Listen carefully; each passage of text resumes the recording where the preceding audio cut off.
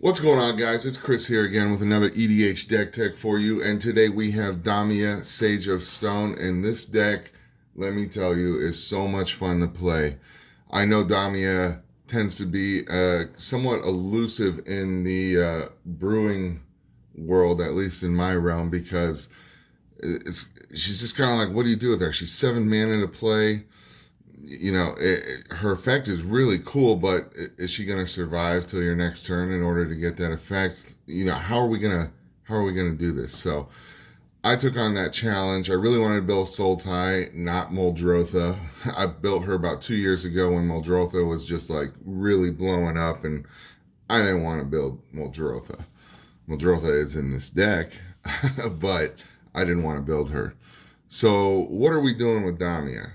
Well, we are ramping like crazy to play tons of fun, cool spells that you normally wouldn't see, and it's actually extremely effective. My win rate with this deck is bonkers, which is really shocking to me because I didn't think it would be.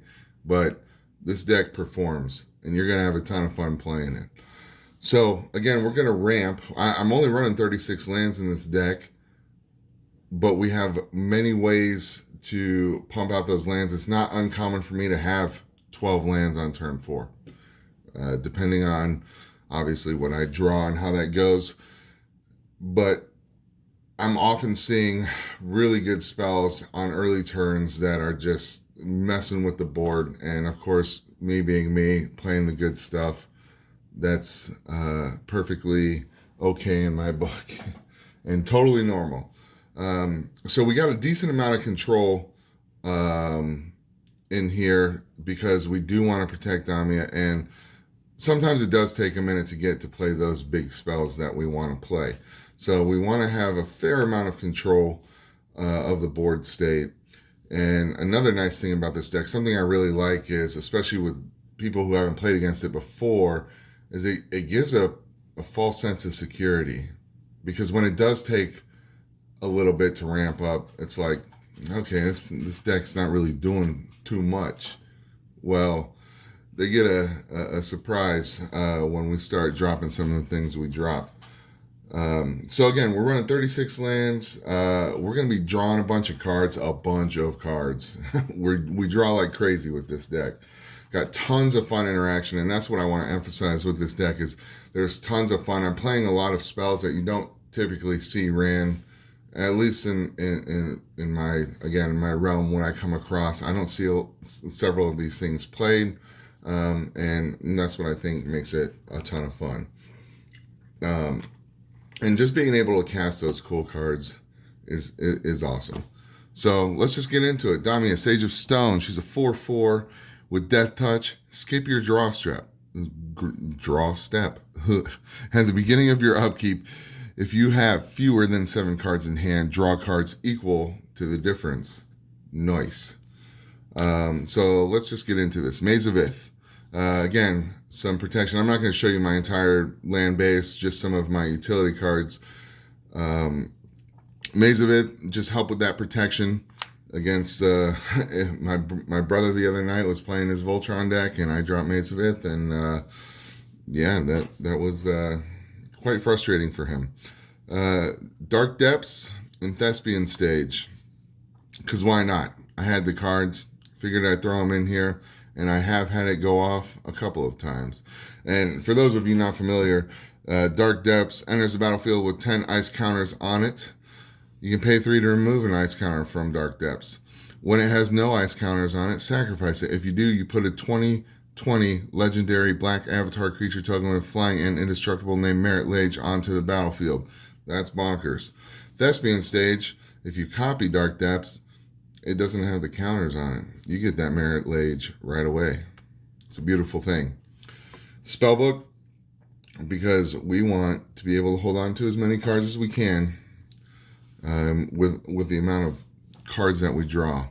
Going into the ramp package, Soul Ring, Arcane Signet, Talisman, Dark Ritual, one of my favorite cards in the entire game. My amazing brother was nice enough to complete my collection of all of the Dark Rituals for Christmas, and I'm very grateful for that.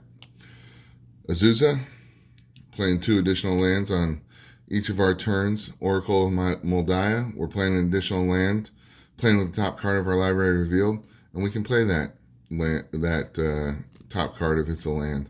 Birds of Paradise for some mana fixing. Also Sylvan Caryatid for some mana fixing. Lotus Cobra, this guy can get out of hand in this deck as much as we pump out lands. Wayward Sawtooth to play an additional land.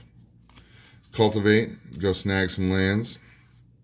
Burgeoning to play additional lands on our opponent's turns. Exploration, guess what we're doing? Playing additional lands. Oblivion Sower, again, one of those cards that I don't see a whole heck of a lot, but it's awesome. It's a 5/8 solid body for 6, and you could potentially get 4 lands out of him. I love it. Going into the somewhat of a protection package, I guess counters here. We got the counter spell, Cryptic Command. Now, the CMC of this deck is on the high side, but that's okay. As you just saw, we pump out lands like nobody's business, and you'll see with the draw package and stuff, we'll have the lands to play. So Cryptic Command is, a lot of people shy away from it because of that triple blue, that the 4 mana cost, but I get tons of value out of this. Void Slime, if you can run it. It's a cool card. Counter target spell, activated or triggered ability. That comes in handy, especially when I'm playing against my buddy who's a massive combo player. Mana Drain, because Mana Drain. And we can get that extra mana that we're going to want on our next turn to pump out one of those big spells. Vampiric Tutor. In this deck, we're typically looking for either a protection spell or a win con, depending on the situation. I used this the other day for one of my pieces to help win. Beseech the Queen. Again, it's not typically used as that often because it's not the best tutor out there, but I had it and it's pretty. And I normally have 15 to 20 lands on the board, so I can get whatever I want. I used it to tutor for Omniscience the other day. And it was like turn 6. So, crop rotation, I use this typically to help find either Maze of Ith, which is what I used it for the other night, to get that Maze of Ith against my brother's Voltron deck. Or I typically go for Dark Depths or Thespian Stage, depending on what I need at that moment. Go for the Throat, my favorite kill spell in EDH. Destroy target non-artifact creature. Wreck Sage to get rid of one of those pesky enchantments or artifacts. Lignify and Song of the Dryads. 2 of my favorite spells in green because they're just so obnoxious to the person that they're played on. I put a Lignify on my brother's that Voltron commander the other night, and he had to figure out a way to get rid of it. He would much rather have just been killed because it's just sitting on the board as a 0/4, and it can't really do much. His commander was Akiri, by the way. Lignify just turns it into a 0/4 tree folk with no abilities, and it really ruins someone's day. Same with Song of the Dryads. It just turns it into a forest. So that gets around those indestructible, pesky creatures that are difficult to deal with. Things like Avacyn and the like. These cards are just perfect against that. Maelstrom Pulse, get to target a non-land permanent. So it's great against token decks. It's great against... It just has that versatility to get the... I wish it was an instant. I think everyone wishes it was an instant. But great utility card. Vraska's Contempt. I had one, and I'm going to have the mana, so why not? Being able to exile is a beautiful thing. Toxic Deluge. I think it's my only board wipe in here. But it's one of the best board... I'm pretty sure it's the best board wipe in Commander, in my opinion. I'm trying to think of one that would be better, but I think Toxic Deluge is the one. Kogla is just a nice big body to get out there and it'll fight something as soon as it comes out. And then whenever it attacks, you get to destroy a target artifact or enchantment an opponent controls. So the defending player controls. Just more removal, more control of the board state there. Decree of Pain.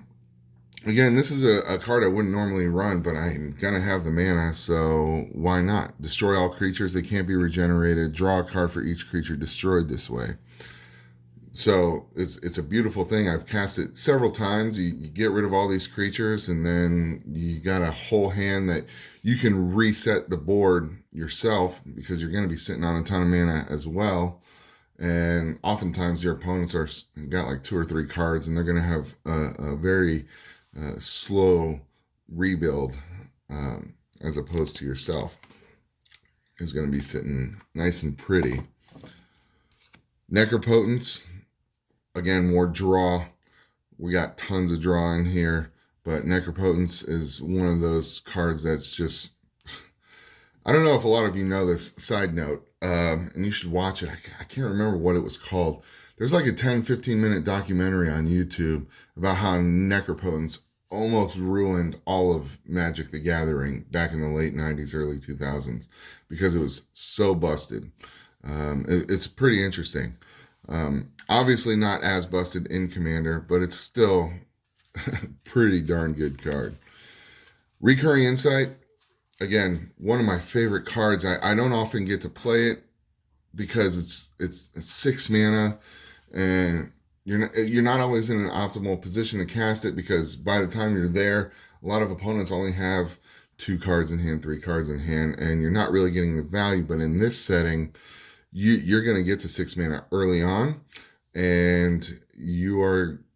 The other night, I had this sitting in my hand. I was like, I don't even need it because I got so many cards. I'm in a good spot. So it's just a fun card. Being able to draw cards equal to the number of cards in a target opponent's hand, and then rebound. I still tend to get, the reason it's in here is I still tend to get tons of value out of it when I cast it. But there are those moments where not so much. It's just a lot of fun, and you don't see it too often. Protection package, we're getting into heroic intervention. You will find that Damia will be the target the second she hits the board. So you want to have ways to protect her from that. I do try to get my Lightning Greaves or my Swiftfoot Boots or something along those lines, or have a heroic intervention sitting in my hand before I want to cast her. Sometimes if I'm ramping well enough, I will just cast her early on and just hope she gets around the board.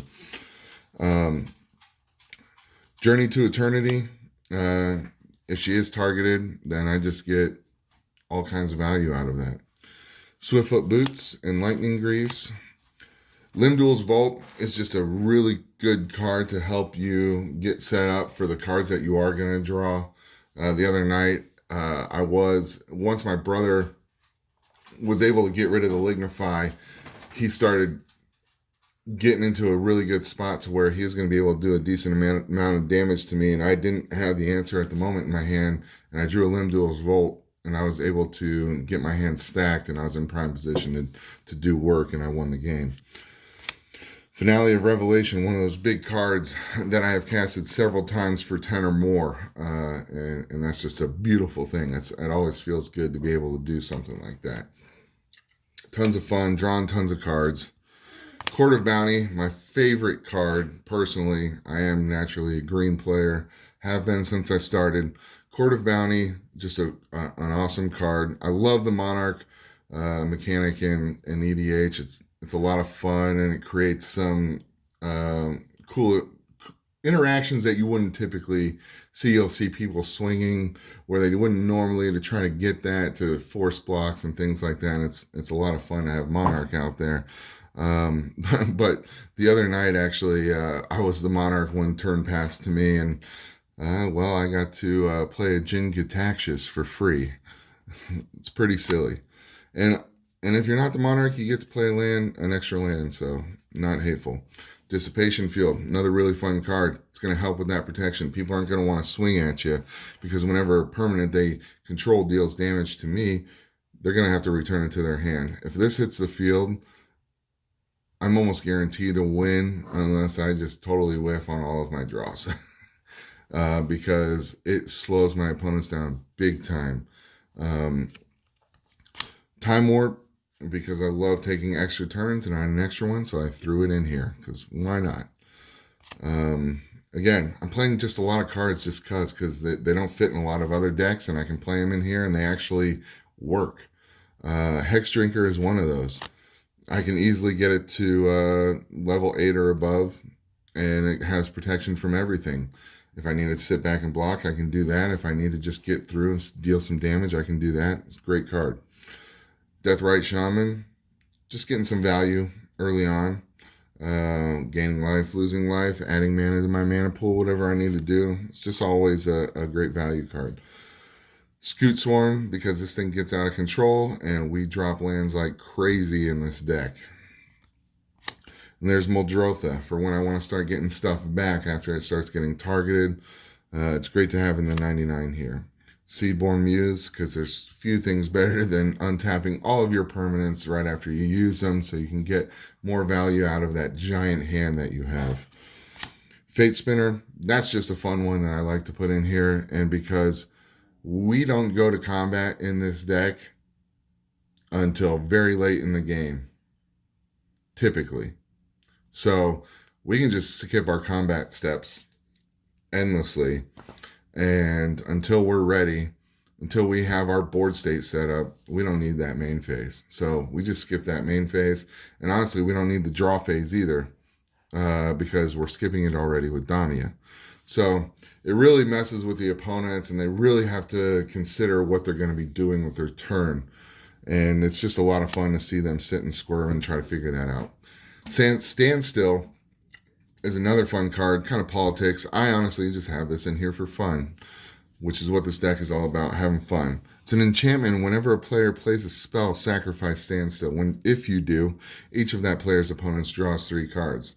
So it's a little bit of a political card there. And I like to see, again, I have seen people completely skip playing a spell just so they can draw some cards, which slows them down. It's just fun. Bribery, I try to put this in like every blue deck I have because it's another one of my favorite cards. And I know I'm saying that quite a bit in this video, but I wanted to build something that was just fun, that I just enjoyed playing and seeing what was happening with some of my favorite spells. Tidesprout Tyrant. This guy, especially late in the game, and you'll see why, just can put a hard lock out there, and it has won me the game where my opponents just basically scoop because I get that hard lock. Because whenever I cast a spell, I return a target permanent to its owner's hands. You'll see why that gets crazy here in a minute. Set that off to the side so I remember to talk about it. Jin Cataxius, again, because I had one and I just wanted it in here. Consecrated Sphinx. We're drawing more cards. Grave Titan, because it can get out of control, and I can just develop a really solid board state with those 2/2 zombie tokens, which you wouldn't really expect. The other night I had like 10 of them in that game, and it just really helped me get into a good position to just win the game. Netza Hall. The no maximum hand size is nice. The card draw is very nice. The large body is nice. The fact that it can't be countered is nice, and the fact that I can bring it back is very nice. Just an overall good card in this deck. Rampaging Balos. Getting some 4/4 beast creature tokens onto the battlefield with all those lands we're dropping. Siege Behemoth is part of one of my win cons. You know, we typically win. Honestly, I win more through my opponent's scooping than anything. But when we want to get our big creatures through for that final blow, Siege Behemoth is a great tool for that. Terastodon, 9/9 body. And often I'll blow up my own lands to give myself some tokens.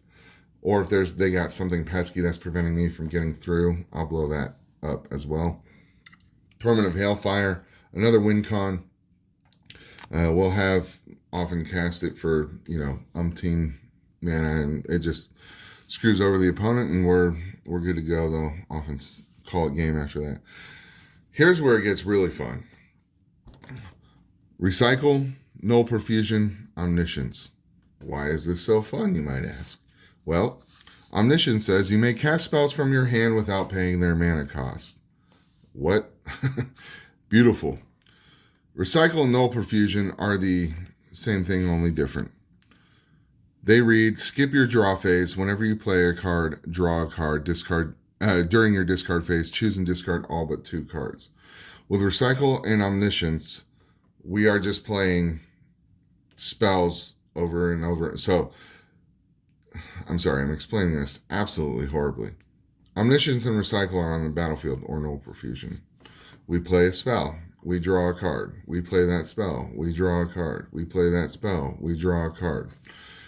With Tidesprout Tyrant, every time we do that, somebody's returning a permanent to their owner's hands, to their hand. It gets absolutely out of control, and it's happened a very crazy number of times. I thought this is something that would happen once in a while. It happens all the time. So there's Damia. I hope you guys enjoy it. I really wanted to make it and I wanted to make it effective because I know a lot of people have questions about Damia. How do we make it work? This works, and it works really well, and it has a really high win ratio, and it's just a ton of fun to be able to cast these spells and have fun playing big, weird, different stuff. And of course, last time I checked, the point of EDH is to have fun. I know some disagree, but I like to have fun when I play. So hope you guys enjoyed it. If you got any questions, leave them in the comments below. And happy commandering, guys. Thanks.